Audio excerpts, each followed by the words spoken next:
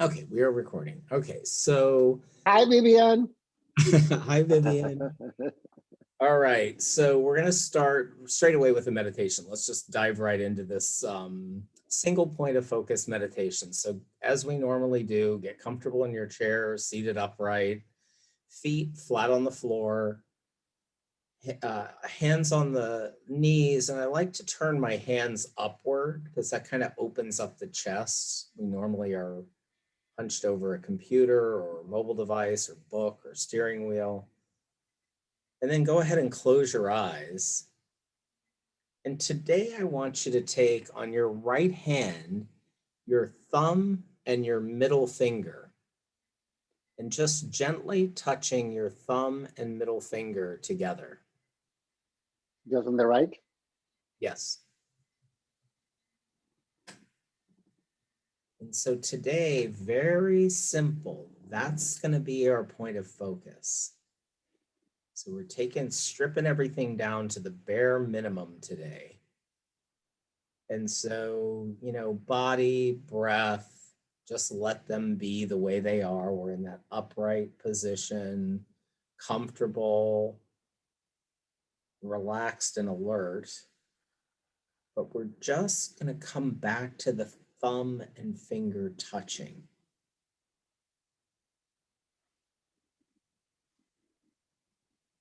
We're trying to make it very focused today. Just the one thing. A little bit different than normal.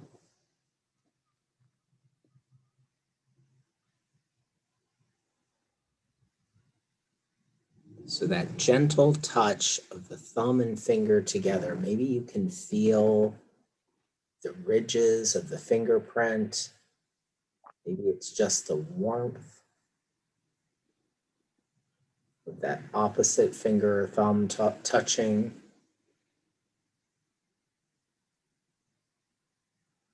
Again, that's all we have is just the touch. So when the mind wanders, we come back to that touch.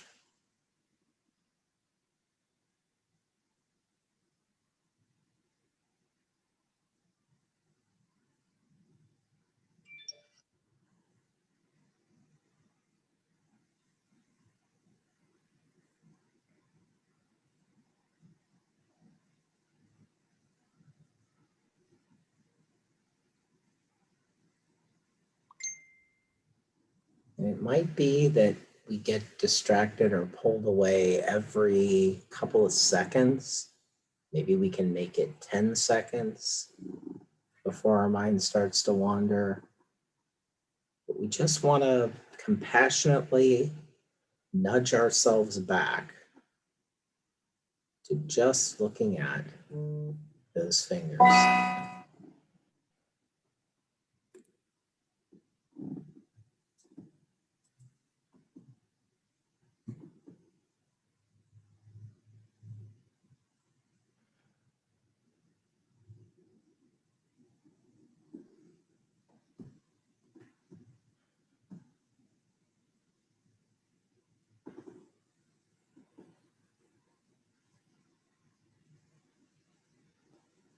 In addition to the thoughts coming up, there's going to be sounds in the rooms, there's going to be things showing up in our bodies.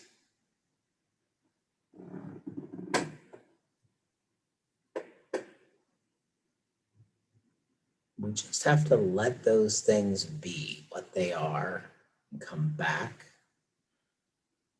to the touching of the two fingers together.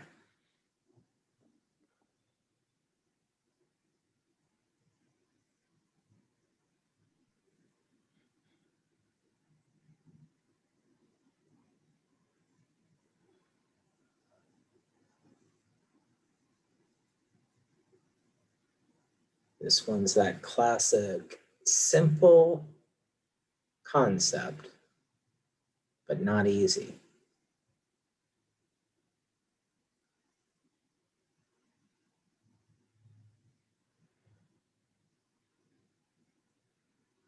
Just taking note of what comes up in the brain, what resistance shows up.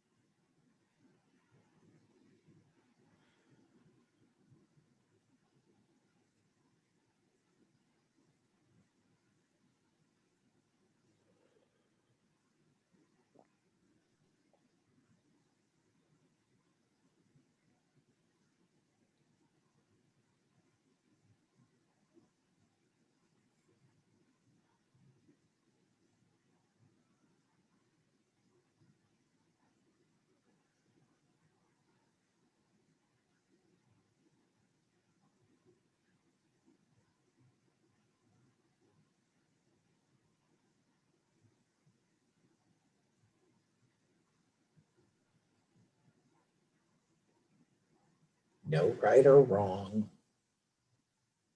No grade on this.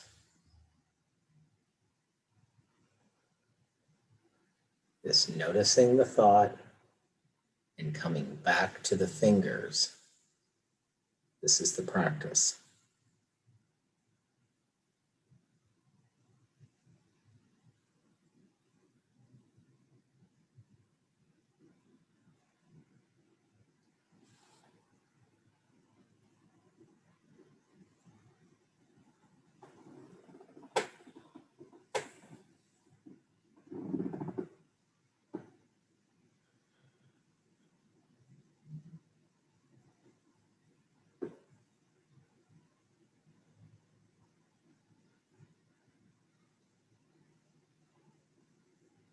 Just about 30 more seconds.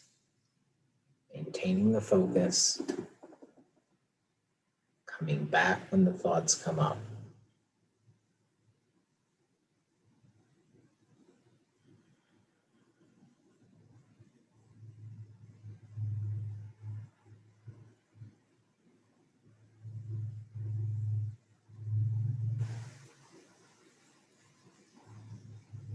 All right, so relax your focus. Keeping the eyes closed, maybe 1 or 2 inhales and exhales.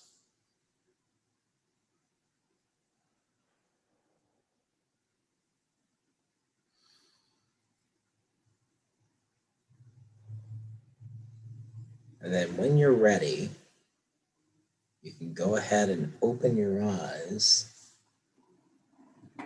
And if you have a pen and paper handy, you might want to just jot down anything that came up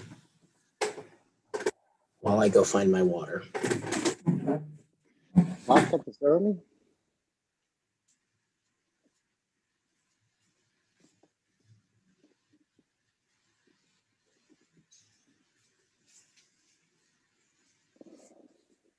What was that? Vodka is early. Vodka soda, splash of cranberry. Oh. No, I'm down to 4 drinks a week. I just have them all at one time. With no mixers. So anything particular show up today on that? Yeah. There's people downstairs that just hearing his voice, it just makes me cringe. It's like, oh. So he was talking all the time and I was just got frustrated and angry, and I'm like trying to come back, and so it was kind of hard. As I said, my mind is full right now. So in your home practice on your own, if that's the case, then maybe there's a million apps of white noise like the ocean or birds chirping or something like that. I'm not a big fan of music while you meditate, just because that's something different. You're not really meditating. More like a static or something, the less interesting, the better. Like even a thunderstorm, I kind of like thunderstorm, and I go there, but that's really not what we're doing in this kind of meditation. And this one's a little bit more challenging because it's so narrowly focused, right? It's like, it's not accessible because there's too much stuff going on, right? So I want to do something bigger and maybe more, feeling myself breathe or paying attention to my body, or something more, more options. And those are always available to us, sound, ambient sound, whatever's going on. Again, not something that's going to be triggering or like creating a reaction.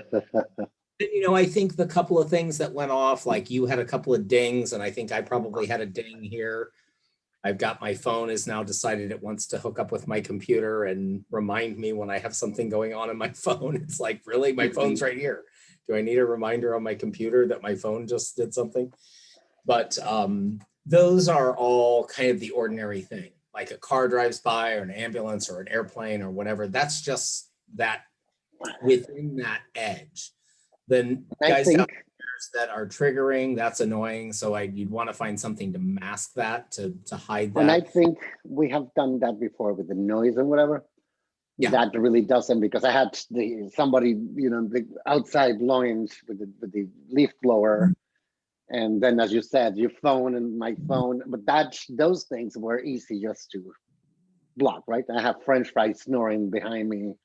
That's Yeah. easy to not concentrate and go back. So it was just that triggering issue that it was like, oh, it's just. So I want to talk about something that Vivian and I talked about, and I kind of came across. I'm a big fan of this writing something down afterwards, because I was of the belief that, oh, I'll remember that, or I don't need to write that down. But there's something about writing it down that Mhm. not only puts it into your memory, but it also makes it more real. Like, just this writing it down makes it something that's more real. Like, I write it down, and then it's somehow something about the physical act of writing. And I've done a lot of classes on this. It was a big thing at the yoga studio where I learned. And the research that they found suggests that there's something about the actual process of writing. Because I'm like, oh, well, I want to type it on my tablet or whatever, I Yeah, want to no, it needs to type be it by into my hand. phone. It's not the same. There's something about that physical writing. And And I even if agree you, on that. so in our, And I'm taking a class, and I go to the class and I have to write everything. yeah, So that makes me remember, And then when I was in school, when you wanted to cheat and you do those little, and you write it so small yeah. that so you can hide it in your palm or something. So my mom used to, okay, you're going to pretend you're going to cheat and do that. And because you had to write it in this little tiny paper and make sure that it's readable and whatever, I said, okay. And she used to like ask me from that little paper and do questions and say, you see, you already studied for that. Yeah, and I think somehow it's like, some brains work this way. And I know mine is one, like I can remember on the page where Mhm. something is like that I wrote down. So on that tiny piece of paper, you might know, oh, that was sideways on the one side because I had to cram that one in and I didn't have Yep. room. Or so there's a lot to that. But one of the things that we explored last week was this idea of when you're when you've got something going on that's got your mind very busy, that it might be a better practice to journal first and then meditate. In other words, just write down these MFers downstairs are annoying the shit out of me, or whatever it is that, the tech guy at Dell, and I spent all this money on the computer, just to kind of let that out in another way. Yep. So then Yep. you can set that aside. So I have done then, that. I have yeah, done that actually. Even before the meditation class, I said, okay, yeah, let me write my to-do list so I'm not thinking about it. And I used to write it, and then that just takes it out of my mind, and yeah. I'm not thinking about that anymore because I already did it. Yep, that works. And so, one of the terms that we use in yoga, the training, is we talk about scaling. And this is that idea of we're going to slowly get into this still place. So today we just dropped into a very straightforward, very simple, without any scaling, right? Mm-hmm. So normally and you've heard enough of my meditations, this what's going on in the physical body, like how do I feel sitting against my chair, what's going on, what aches and pains do I have, what areas of tightness, then what's going on with my breath. Because our body, we might notice just walking, getting up in the morning, oh, my hip hurts or whatever. And so that's a very loud noise, right? Mm-hmm. In the whole scheme of things. Our breath, unless we've got something going on, unless we've got high anxiety, or we just have been exercising, our breath is usually just something we don't even notice. Unless there's something wrong, we just don't notice our breath. So that's getting a little bit more subtle. And then we dig a little bit deeper and we start listening to ambient sounds. And like in Vivian's house, she would always pick up on the sound of her refrigerator motor. Refrigerator. Mhm. And then I think she got a new refrigerator at some point, and then it's like, oh, now there's the new refrigerator. And then she also noticed that she had this ringing in her ears, which she Mhm. never was aware of. So we start to get more and more subtle. So they say gross, like big feeling, pain in my hip, to all the way down to subtle heartbeat. So this scaling in. And I never had heard of this idea of journaling as a way to scale into meditation. I've always used it or often used it afterward to kind of Mhm. say, okay, what came up because it's like, oh, that was interesting. An idea came up during my meditation, or like the other day when I did a similar practice with this very focused single point of focus, I was like a caged animal of boredom. Like I was so bored. I'm like, I don't want to do this. This is boring. Mhm. And which Mhm. is a total normal reaction to have while meditating. And so a lot of times we're embarrassed to share things like that, like, oh, well, it's not supposed to be boring. I'm supposed to be blissing out or feeling good. Well, that's really not the case. We're kind of figuring out how our brain works, right? Like, Mhm. and so I think I figured out that night that I did that meditation, well, it was just last night. So I had just gotten my tax returns done. I have two separate corporations. I have my personal taxes. It costs a fortune, but luckily I get a return. And the return that I'm getting, the credit that I'm getting exceeds what I had to pay my accountant. So I'm like, okay, you've earned your keep Okay. because like you have to be able to get me a refund that at least pays the bill. But then Mhm. the whole idea was I mailed it off to him because he's a 25-minute drive away. But he was going to mail everything back to me, and then I had to sign this form and then mail it back to him so that he could punch the button to e-file. He can't And they're e-file. like 25, and there's 25 minutes driving, Lord. You can walk there. How many steps is to there? I can't. I'm not walking to Largo, and only Vivian will know what that is, but it's just like 2 towns over. I might be able to walk from Vivian's house to Largo, but not from my house. But so then I get caught up in the whole 5 o'clock traffic, and then I have to scan all my taxes in, and all of a sudden it becomes this big project that just completely threw me off. I didn't get my walking in for the first time in months You see, I because told you, just walk to the house and sign the papers and get the bus back. Perfect.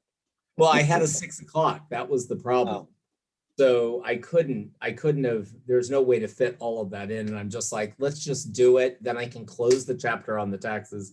did you So walk double the next day? what Did you walk double the next day because you own some steps to I, yourself? I plan on making it up. I'm trying to Oh, hit a I see. 6 mile a day average. So uh, even though I only walked 4.2 miles yesterday, I'm still at a 6.0 for the month. So I think it's okay. I'm giving myself that. that's So good. So anyway, I think I recognized that because I had come from this very busy and I have the pile of paperwork all signed by my accountant, I'm trying to unhook the documents so that I can put them in my scanner, knowing that I have a 6 to 7 Zoom call and then I have a 7:30 to 9 in-person meeting. So I Mhm. have a busy night. So I was like, and then boom, right in the meditation. And unlike we normally start this, like the same way that class starts with a conversation about how things are going, how last week's practice went, and all of that. She just jumped right into this meditation. So it was outside of what I expected. I had no time to scale in. Busy, busy, busy, taxes. How am I going to spend the pennies that I got back after I pay my accountant? Mhm. And then just straight into a meditation. So it's, and this journaling is just such a quick fix, just a quick way of just, and it doesn't even have to be in a journal or whatever, just write down on a piece of paper whatever is going on to kind Mhm. of bring you down a little bit, to let go of some of that before you go into the meditation. Um, so that's, and I want to keep that practice with me because it seems to be, I've only done it a couple of times, and last night it would have been perfect had I known. But But life is but what you write? Yes, I feel angry. I feel stressed. I um feel. just whatever's going on. It can be Uh-huh. about what's going on in your day, or literally, it's more just a brain dump. It's just letting go of whatever's in your brain. So we'll have to see what that looks like. But it's not, you're not writing a novel. It's not necessarily to share with anyone else. It's a little bit different. I've done complete free writing exercise, which are kind of woo-woo, where you just write whatever word comes to mind. It's more than that. You're putting ideas and thoughts together, like, and whatever you might be thinking. Like last night, it might have been like, I don't know if I'm going to get my walking in. Monday nights are really busy. I'm tired. I don't know why I'm so tired. Do I have COVID? Tiredness is a symptom. Just that normal kind of shit that's going on up there, right? It's all, and it's crazy. When you write it down, you kind of makes you realize how crazy it is. But it's an opportunity so that you don't try to go into this calm space without letting some of that stuff go, without putting some of that out there and just going, there, that's what I'm thinking, their world and universe, that's what's going on in my mind. I said it, I can let go of it now. It's a way of scaling in. So anyway, I plan to add that to my practice moving forward, to just, again, scale into it. Sometimes if I do a meditation in the morning, there's not really necessarily a need to scale in, because I'm usually pretty calm in the morning. I do that rise, P, meditate thing, but I also might know that I need a meditation, right? Like, it might have been a good idea before I got on the phone with tech support with Dell, right? And also the same thing with my my doctor. I'm on the phone with the admin in the doctor's office, and they say, oh, you were supposed to have gotten labs. It looks like you didn't get labs before we wrote your prescription. You're going to need to get labs within the next 10 days or whatever. I don't know what happens, the world ends. So I'm like, okay, so does Quest have my lab work? And they, the order. And they said, yeah. And I said, so the only thing I have to do is just set an appointment with Quest and go in. And yep, that's all you got to do. So I get online. Quest doesn't have an appointment for 15 days. I'm like, oh, well, we'll see if the world ends if I don't get these labs. But the only time I can fit it into my schedule is 2 weeks from now. I show up, masked up, have the barcode, hold it up to the window, the whole ridiculous COVID thing, right? I go in, I sit down with the phlebotomist, and he says, can I have your order? And I'm like, no, I don't bring the order. They sent it to you already. Oh, we don't have an order. So they didn't get, no. Did they call the doctor and ask for it? No, nope, they don't do that. Oh. So knowing there was that potential. I will be screaming. So I just had to let that go, because I had someplace to be. Even if they would have, I had to go teach a yoga class. So I can't be all wound up. So then I have to make the call. So I decide, let me just send an email, because I'm thinking of it right now. I'm going to send an email. So I send an email, and I've already gone back and forth with this guy. I already let him know, but I'm like, I'm going to make the next appointment, but he never called me back. I called him, I wrote an email. So I write one more email and say, should I make another appointment or not? Because at this point, I'm not even going to make an appointment if I don't hear from you. Please get back with me as soon as possible. Send. It sends me an autoresponder that says, I'll be out of the office from December 28th, 2020 until January 1st, 2021. I'll be back at work on January 4th, Monday. This is February something. And so I'm just like, like all of this churn, and I'm a master of efficiency. So I hate inefficiency like this. It's like everyone's time is wasted. The guy there, the physician's assistant, having to send the order twice, someone else to call, the guy at the phlebotomist, the lady at the front desk, me, like all of these people. Yeah. I can feel that. Yeah, I will be the same way. So that would have been a great opportunity before I pick up the phone to do a meditation, right? So, but it might just be, jotting some things down and maybe stating a positive intention rather than, I hate this process or whatever, just like, Mhm. if I remain calm, everything will eventually work out. And then just sit, take a few deep breaths, and then go in. And the call is going to be what the call is, right? Yeah. And it was, you know, But but I have noticed the moment, even if you are super mad, like because I have done it with what was it, with the dentist or with the bank or Amazon. You know that my account was hacked, and so it is how you get in. I'm super mad already. I know I'm going to scream at the next lady that I'm going to be, that's going to answer. And I stopped myself and said, no, approach this in a different way. yeah, And when I do that, and I'm like, hey, how are you? Great. Hey, I'm just having a little problem. The nicest I can be, it gets resolved. yeah, Just because you change your mind, I don't know if it's, but I'm my mom being metaphysic and all that. I have noticed that if you come into a situation with a positive outlook, the outcome will come, sometimes. yeah. Sometimes it doesn't, but Yeah, and that's great that you have that in your toolkit. So I'm just saying, when you're going to get into, and I always use the example here about traffic because everyone drives like an idiot around here. So it's like if you're going to drive to Tampa and someone's cut you off and you're going to freak out because someone cut you off, then just don't drive to Tampa because someone is going to cut you off. Like between here and Tampa, there's probably 12 people that are going to cut you off. So you Mhm. can't leave with this idea. So that might be a time, again, just for a couple of breaths, trying to actually use this tool when it's effective. So it sounds like you have a good tool when you're ready to call someone, but maybe, Sometimes, like and I think, lately, the last week or so, like I told you, fuse, my patience is really limited. yeah, And I felt like that all week long last week, like even with the dog. Like he was known to me and I started screaming at him, like, leave me alone. Like, but it was, I think it's just the mindset that I'm in. And yeah, last night I went to dinner with my brother. They invited me for dinner.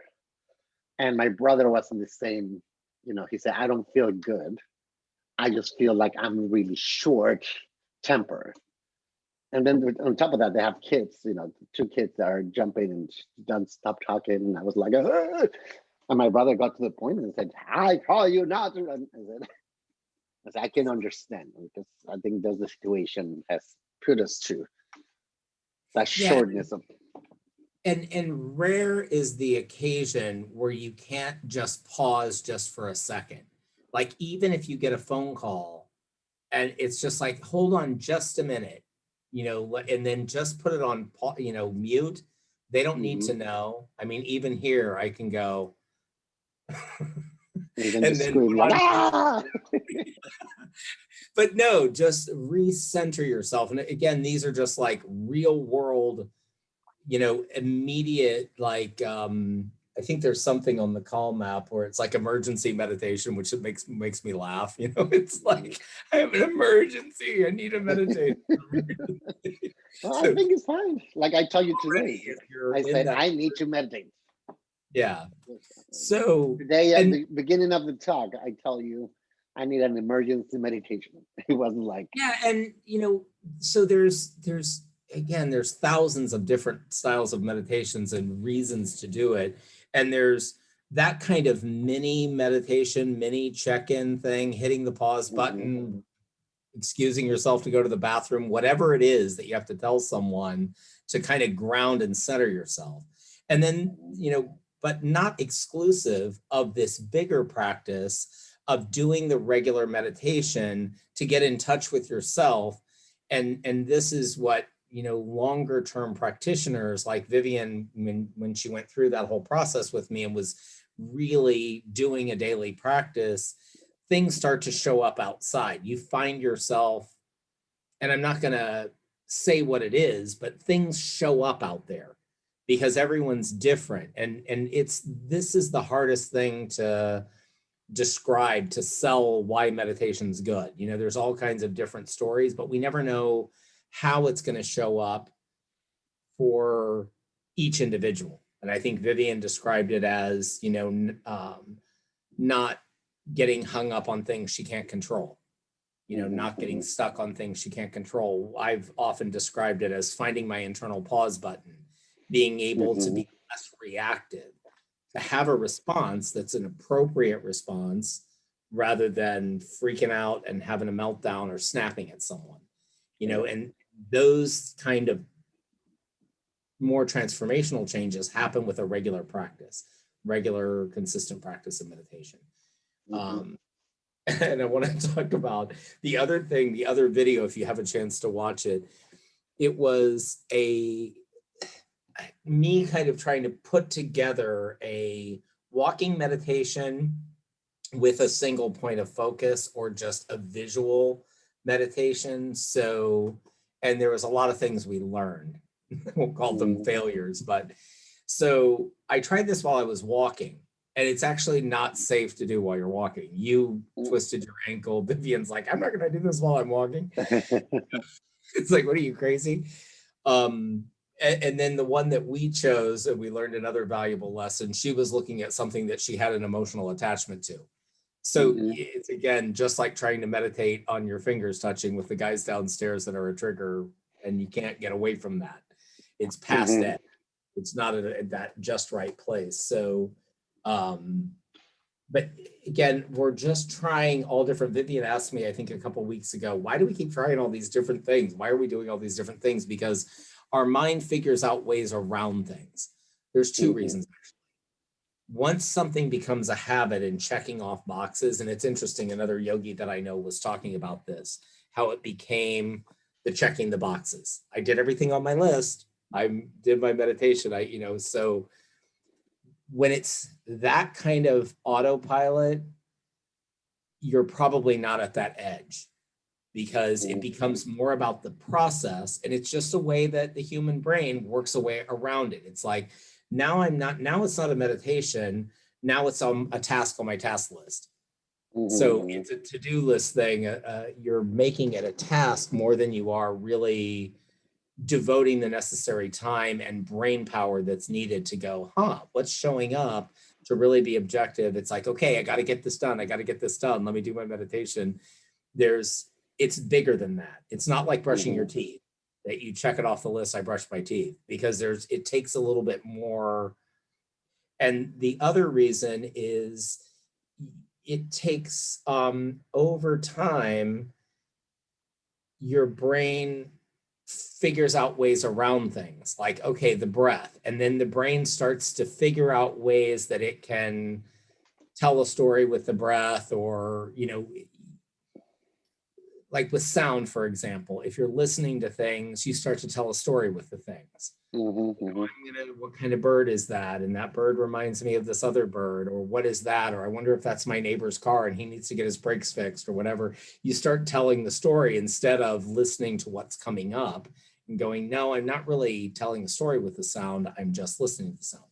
Same thing with the visual. Should be something very simple that you're looking at. The most complicated thing would be that candle flame that we did, but certainly not something that you have an emotional attachment to, Mhm. like some memorable item or whatever, or whatever, I don't know, something that's emotionally charged, something Mhm. simple, a paperclip, like nothing that a paperclip can do, but you're just focusing on the paperclip, kind of like the fingers, just Mhm. easy, not a lot of attachment to it. And this one new meditation guy that I'm listening to on Calm, um, he calls this thing, whatever it is that you're using, a home base. So whether it's the breath, whether it's the body feeling, whether it's the sound, whatever that thing is, that's your home base. And your home base will change from week to week in your practice. So Mhm. um, more important than doing the same meditation is consistency, whatever that looks like, whether it's a check-in throughout your day, whether it's really devoting a little bit longer meditation, like we did 3 weeks ago, like a 20-minute long meditation, which I think is good to include. Guided meditations are fine, like we did today, but also just doing it on your own, because you never Mhm. want to be in a place where you wouldn't have access to this tool. all you need is your brain and your body, which you usually have with you at all times. Well, And sometimes I lose my brain and right mind, but yeah, so